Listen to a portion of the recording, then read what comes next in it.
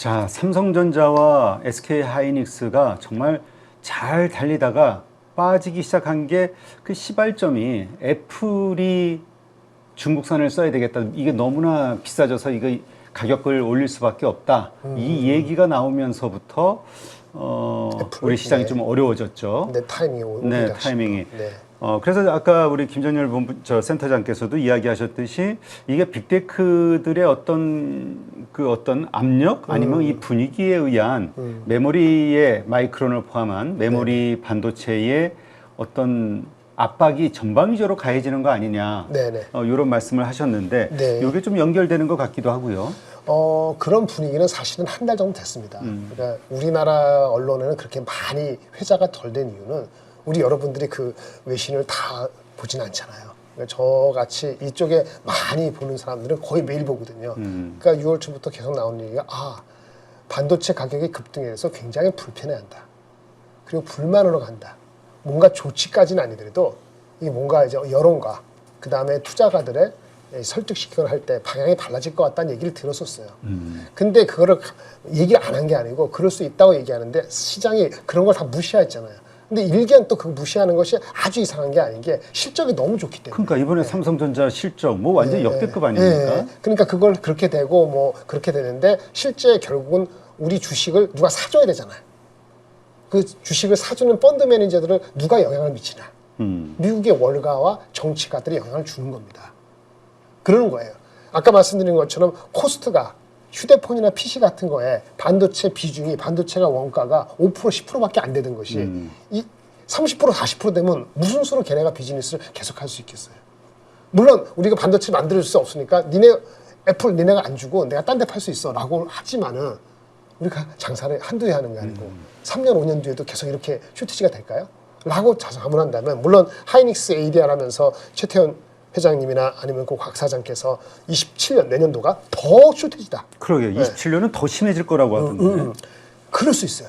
거꾸로 쇼티지가 내년에 더 심해질 수 있기 때문에 더 압력을 미국에서 그 반도체 업체들한테 압력을 가할 수 있는 겁니다. 아이러니하게도.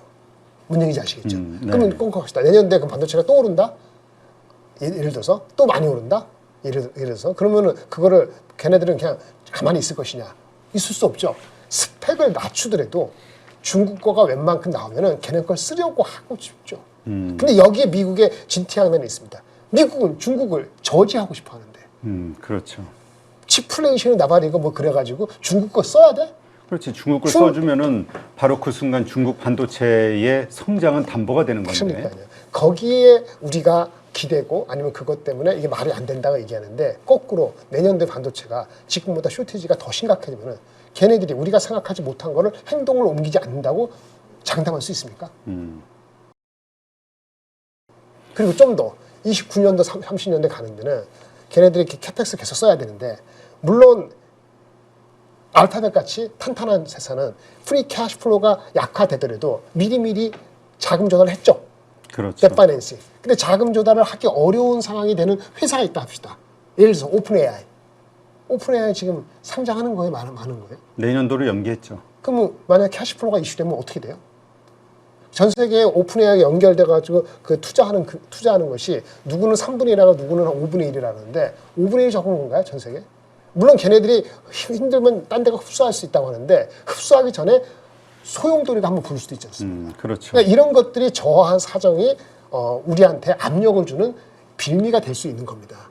그래서 AI가 버블이냐 이런 얘기를 하는 게 아니고 AI 기술이 AI를 이렇게 확산하는 데 있어서 이러한 잡음과 노이즈가 AI를 확산하는 데 필요한 반도체는 컴포넌트지 네가 앞에서 나서 난리 치는 게 아니고 라지 랭귀지 모델하고 추론과 학습을 통해서 AI 서비스를 에이전트 AI화 해가지고 확산시키는 게 산업적으로도 GDP 생산성에서 중요한 거잖아요. 미국은. 그렇죠.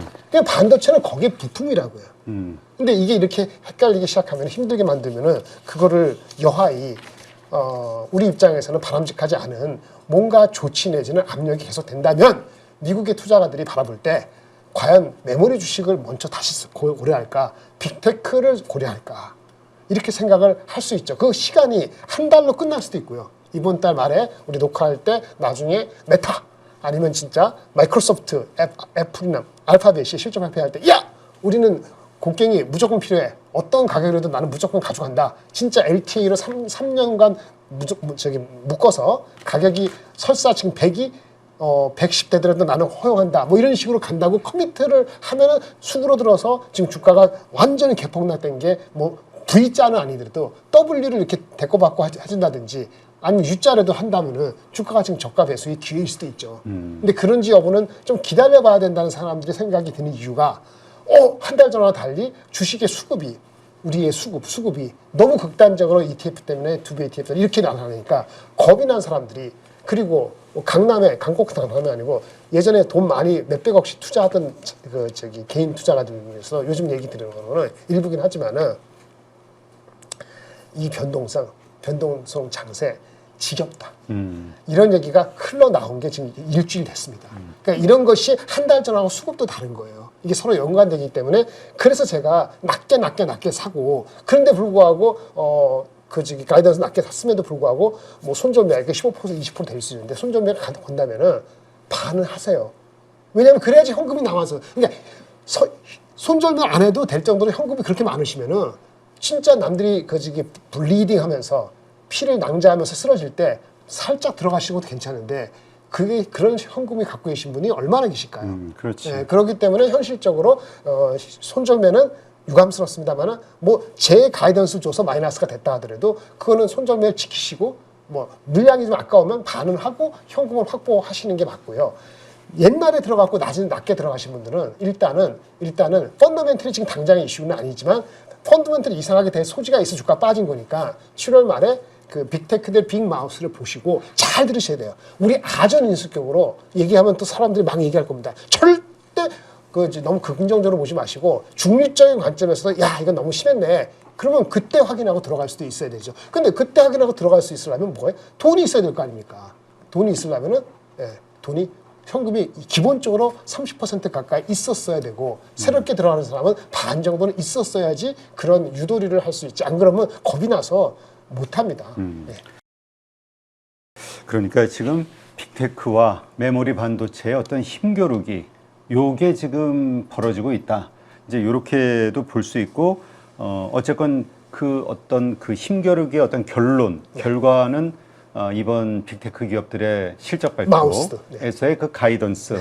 그러니까 거기에서 그 얘기가 나오면 되는 거죠. 아씨 비싸고 힘들고 하지만 그래도 우린 캐펙스 투자를 계속 해나가야 돼. 이 얘기가 나오면 메모리에 어쩔 수 없는 걸 현실론을 인정하는 거고. 뭐 우리가 전고점을 간다 이런 걸 떠나서 너무 최근에 빠진 거가 과도한 거가 어느 정도는 원복이 되는 계기가 되는 건 분명하죠. 근데 그게 계기가 될 수도 있지만 안 될 수도 있잖아요. 그렇죠. 안 될 가능성도 한 1-20% 있다고 보셔야 되니까 그걸 현금으로 갖고 대기하고 있어야 된다. 나머지는 쓰더라도. 그런데 또 한편으로 이런 생각하시는 분들이 시장에는 많아요. 왜냐하면 이 에이전틱 AI 이거는 이제 거스를 수 없는 시대적 대세 그렇죠. 흐름이고 맞습니다.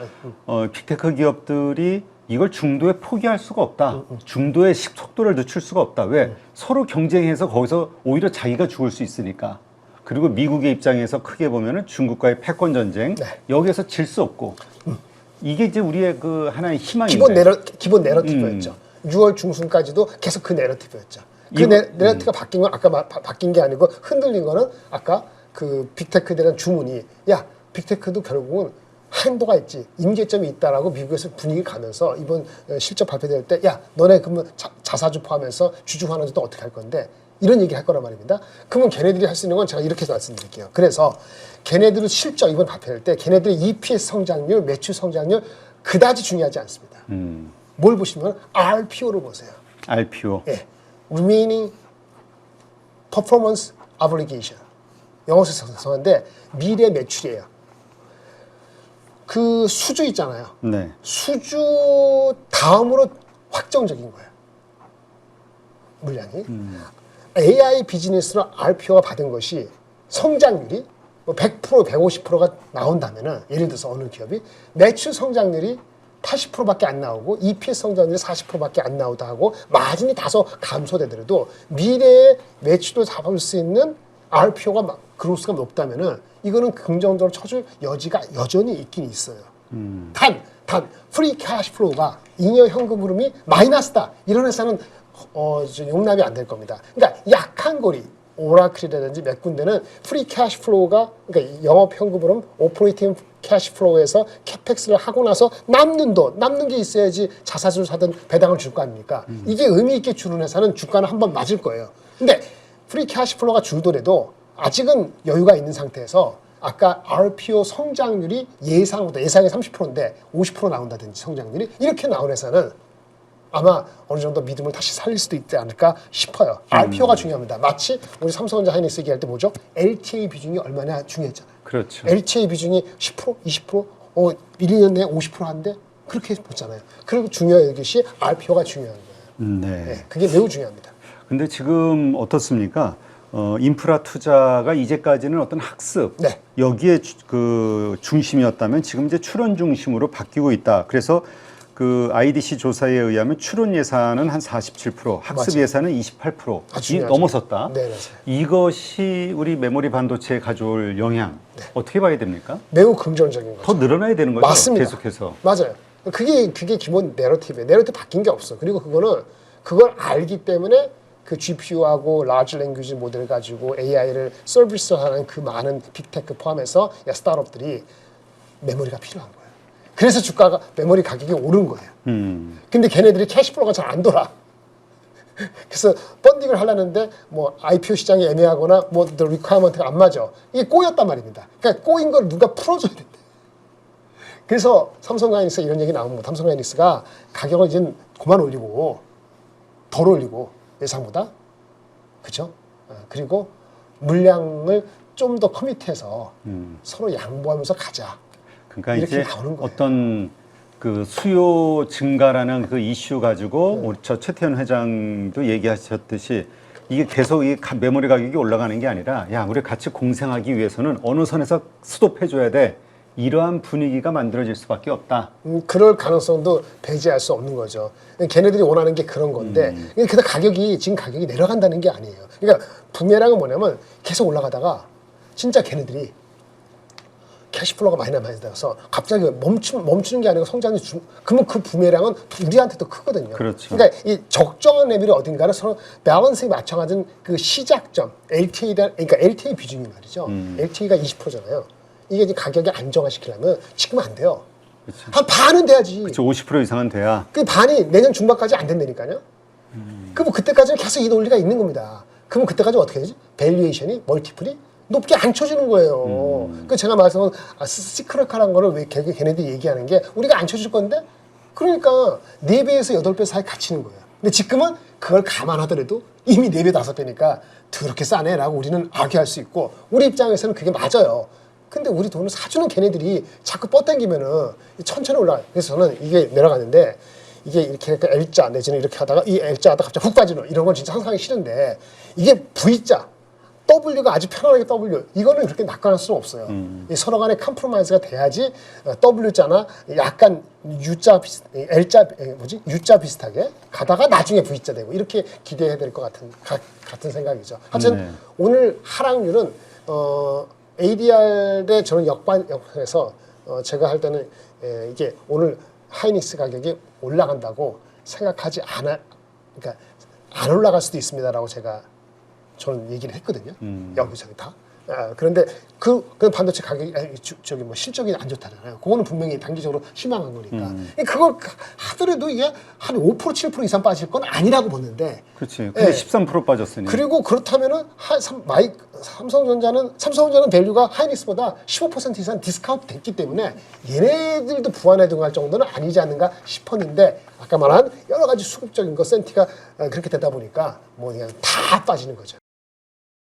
네.